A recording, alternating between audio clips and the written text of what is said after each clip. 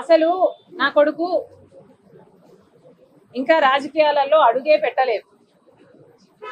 పెట్టక ముందే వైసీపీ ఇంతలా రియాక్ట్ అవుతుంది అంటే ఇది భయమా బెదురా? వాళ్ళకే తెలియాలి.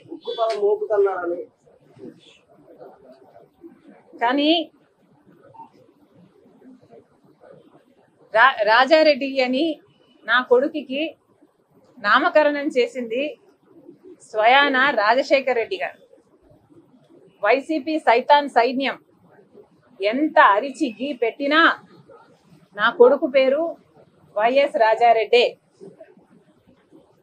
ఎన్ని కుక్కలు మొరిగినా దీన్ని మార్చలేవు. నా కొడుకు పేరు రాజారెడ్డే.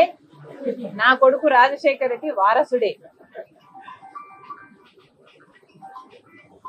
ఇప్పుడు వీళ్ళు చెప్తున్నది చంద్రబాబు గారు చెప్తే మార్ఫింగ్ చేశారు ఒక వీడియోని.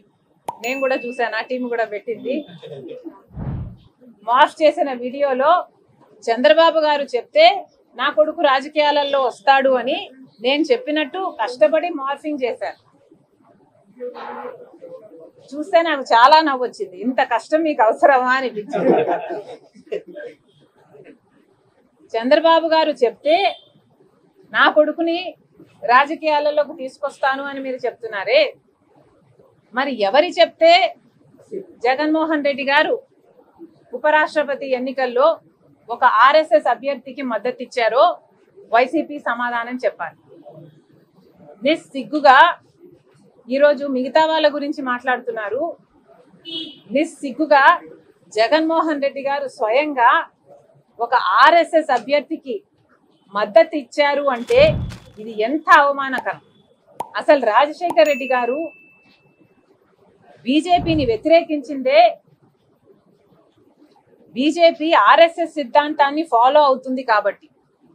అలాంటి ఆర్ఎస్ఎస్ అభ్యర్థికి జగన్మోహన్ రెడ్డి గారు వైసీపీ మద్దతు ఇచ్చారు అంటే ఈరోజు రాజశేఖర్ రెడ్డి గారు గనుక బ్రతికే ఉండుంటే జగన్మోహన్ రెడ్డి గారిని చూసి అవమానంతో సిగ్గుతో తల దించుకునేవాడు రాజశేఖర్ రెడ్డి గారు. అసలు జగన్మోహన్ రెడ్డి గారు సమాధానం చెప్పాలి. సుదర్శన్ రెడ్డి గారికి మీరు ఎందుకు మద్దతు ఇవ్వలేదు?